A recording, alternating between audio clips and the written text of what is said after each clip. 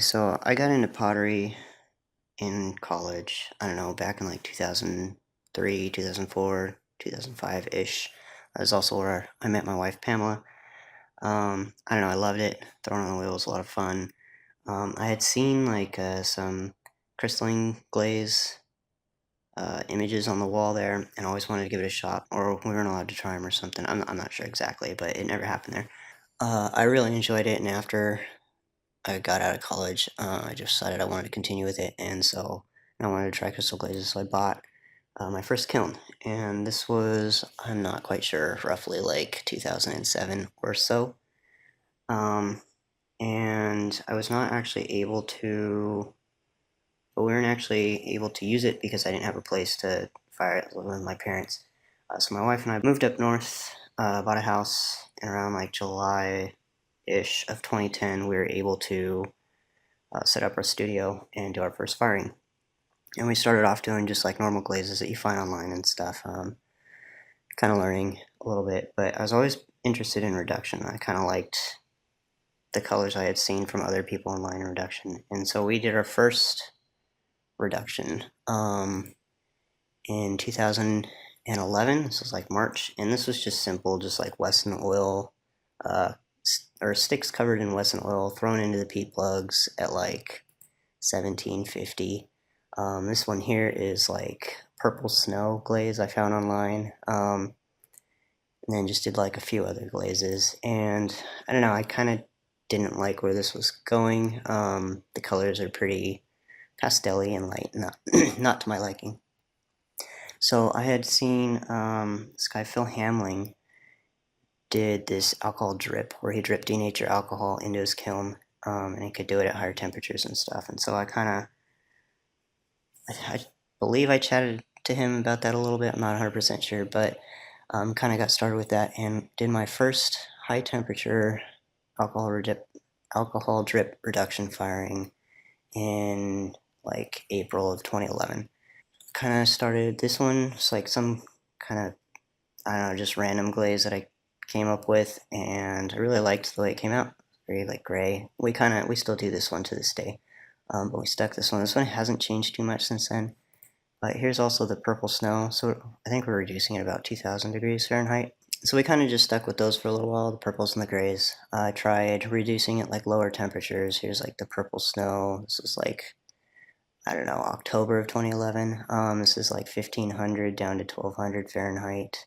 I just kind of played with that a little bit. I think in like December of that year, I ended up getting it like a bit darker, which I really liked. This one has actually kind of eluded me a bit. I've been able to get it once in a while, but most of the time it doesn't quite come out like this. But I really like this. I'd say probably like 95% of the time it doesn't come out like this. But anyways, I had seen online some pictures from this guy, Bill Boyd, that had done like these black glazes. And I really like this, and I really wanted to give this a shot. Really didn't know how he was doing it, but I kind of figured it was reduction. Again, I didn't know, but that's kind of the path I went down. Just figured it was reduction, kind of headed down that path. And so I did my first tests in October of 2012, and they were nowhere near black. And kind of just, I don't know, tried things and could not get it. And in May of 2013, I was finally able to get it. And you can see here that it's not fully black. There's a bunch of kind of still that purpley, bluish color, but there is some black in here. And so that was very exciting. It's definitely a step in the right direction. I started trying to dial this in. It took me kind of a while to dial this in. While I was doing that, I was still playing with the grays and some kind of like purpley browns and stuff. So here's the grays. Started trying to get like these edges of the crystals a little bit golden. And here it's not super golden, but it kind of is. But with kind of a little bit darker one, he's able to get the edges pretty golden. And here's kind of an up close. So the center is very silver, the edges are very golden. I was pretty excited about this one. This was in May of 2013, I think.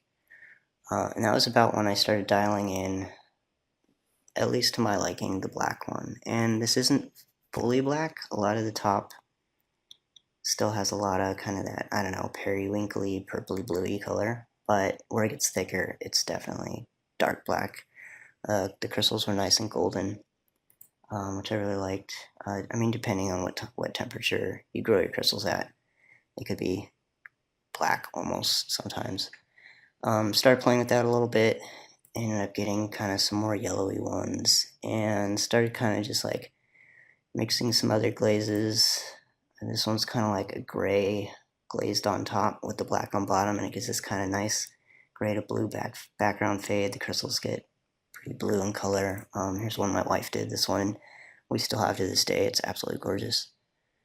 I started trying to see if I could change the colors of the crystals on the black, and this is like July of 2013 here.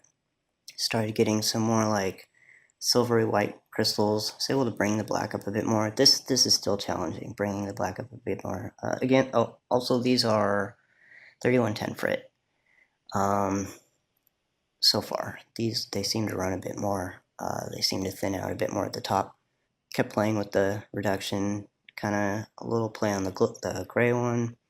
This is, what is this, July 2013. I think kind of about then I wanted to start playing with some reds and see if I could get just some reds and then some like red crystals on the black.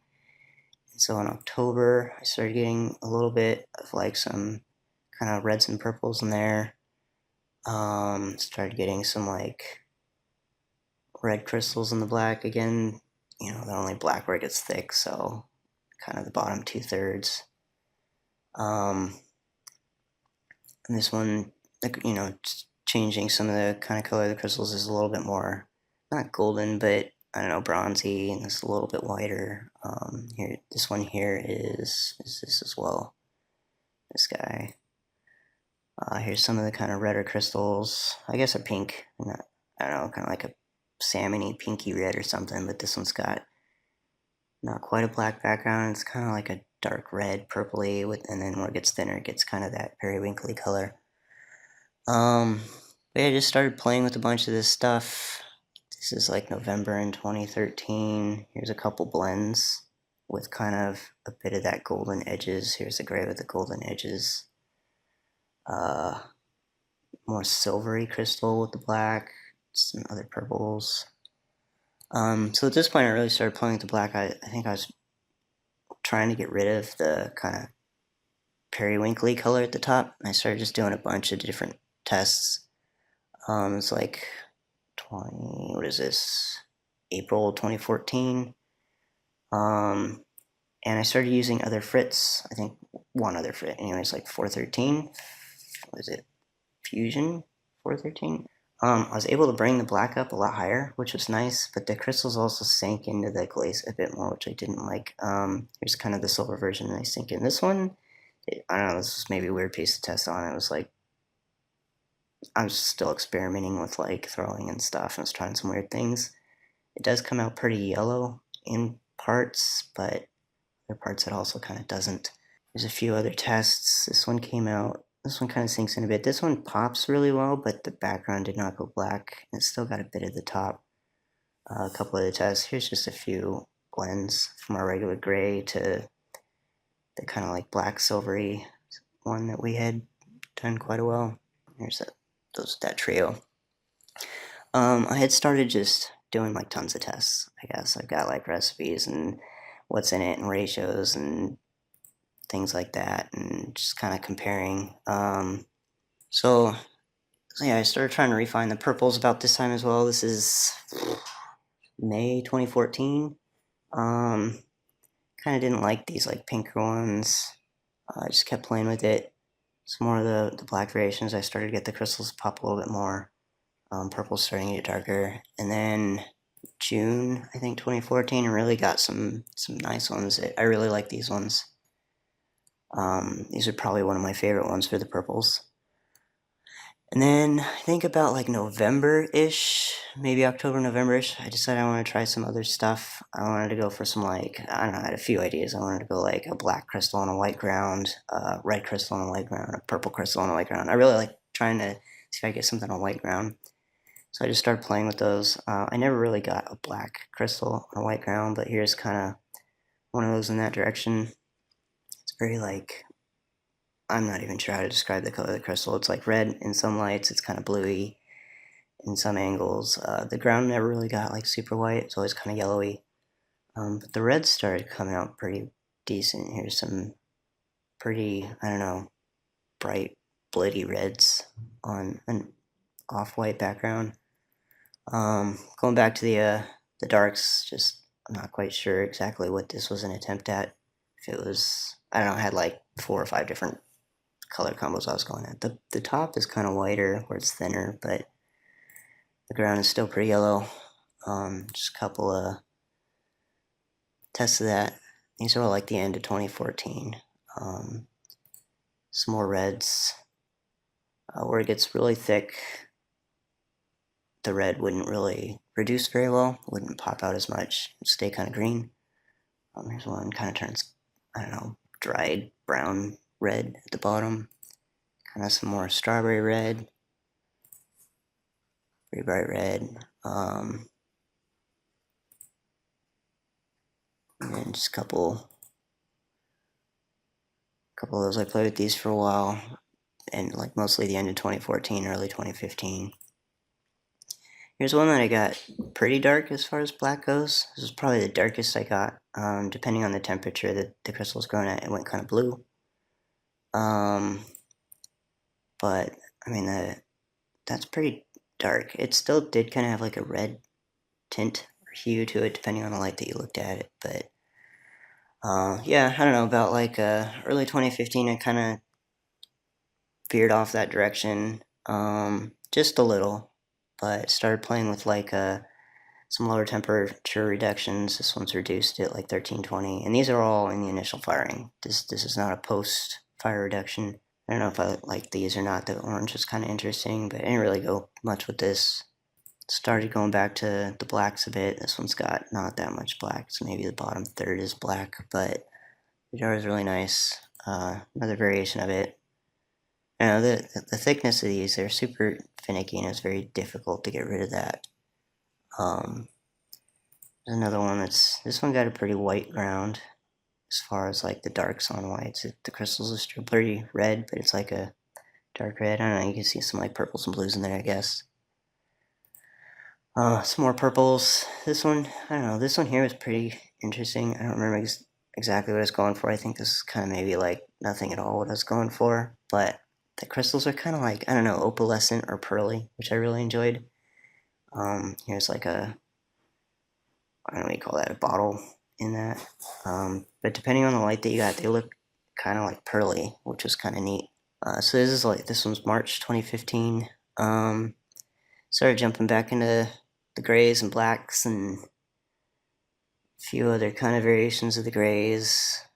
Still striving for that black, getting rid of the blue at the top. Here's a few that came out pretty well. These are 413 frit. I think these might be 413 entirely. This one here and this one. This one here is still the gray to the 3110 black, kind of blended. Just a purple one. This guy's up a little closer, I guess. The jars, but yeah, that one came out almost entirely black. I guess some of the liner glaze on the inside ran over the top, but so about, I don't know, this is April, just kind of going back to those purples. I was still trying to get that nice one from like earlier, this guy from way back in 2011, but I don't know, it's been challenging. Even to this day, I still try to get it, and I haven't really been able to get it all that well. So about here, this is May in 2015. Ran out of the 3110 frit, and we got a new bag of it. And this here, these two mugs are black glaze with the new frit, and they did not come out black. And here is the same one as well. And so I had like no idea what was going on. I think at first didn't really attribute it to buying a new bag of frit, but we'll kind of come back to this a little bit later. I could not get it anymore, and so I kind of just started trying some other stuff, so just completely different stuff. Started going back to like the low fire things. Again, not post fire, still in the initial, but this is about like I think 1350 to 1150. Kind of some, not red, but like pinky color came out with this one. A little bit of purples at the top. Otherwise, it's almost identical to the way it is in oxidation. But these ones I really enjoyed. These this is also like 1350 to 1150 Fahrenheit. Got these nice like I don't know creamsicle or sunset colors, which I thought were really cool. There's that jar. Started playing with some other temperatures. Here's like I don't know some random stuff at like 1500 to 1250 Fahrenheit. These they're interesting. I don't know if I really this one I kind of like. I don't know. I'm pretty torn on these ones. Didn't really follow through with this, but I was kind of doing that while I was still trying to figure out how to get the black back. And so going back to the black, this is August of 2015.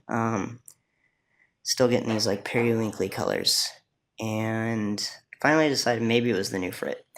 And so I went to the clay store. I asked them if they had different batch numbers of the 3110 frit and if they could give me a little bit of it of each batch. Put the bags on hold, let me test some things, and then come back and see if I was going to get any. And they said sure. So I got 3 different batches of the 3110 frit. And here are those different batches. It's absolutely bizarre. I am so surprised that like so these are the glaze is identical. They're all mixed the same rate. I mean, each one was mixed separately, but they're all the same like ratios of the same ingredients, same frit, just different batches of the frit.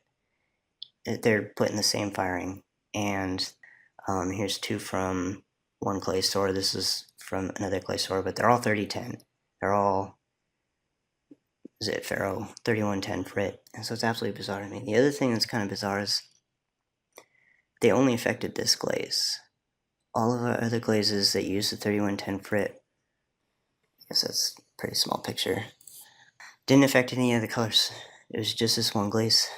So I don't know. This one was close. It wasn't identical like it was before, but it was pretty close. So we went back and bought a couple bags of this batch. At this time, I kind of jumped back to the reds a little bit. I think we're still in August of 2015. Kind of jump back into the reds. These top parts I don't like, but the bottom part I do. Again, this is 3110 frit. Getting rid of the thinner areas. It's just been challenging. But I was also still trying to dial back in the black, and because the crystals kind of changed different, I don't know, they kind of sank into the glaze a bit more. But here's a mug that my wife did, where we're getting it back. This is September of 2015, and then by like January in 2016, we pretty much kind of got it back. There, the crystals started popping a bit more. This one is a different. I think this is like a mix. I was trying all sorts of stuff, mixing it with 413, and so this one's a mix. But the 413 I always had an issue like with getting the crystals to pop. You can see they sink in a bit more. But yeah, I mean we kind of got it back to where it was, and just kind of stuck with this. So it was like early 2016. I think at this point we had started doing the ceramics like I don't know, almost like full time, and I didn't have that much time to experiment anymore. The experimenting of the glazes was my favorite part, but we just didn't have time to experiment anymore, and so my experimentation just kind of ended here.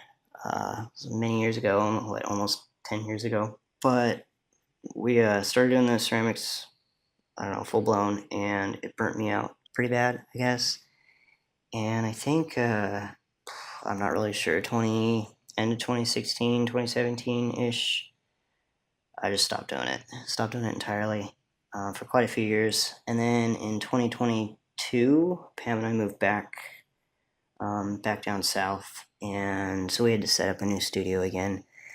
And that took a little while. But so I kind of started getting back into it. And here's one that I did a few months ago.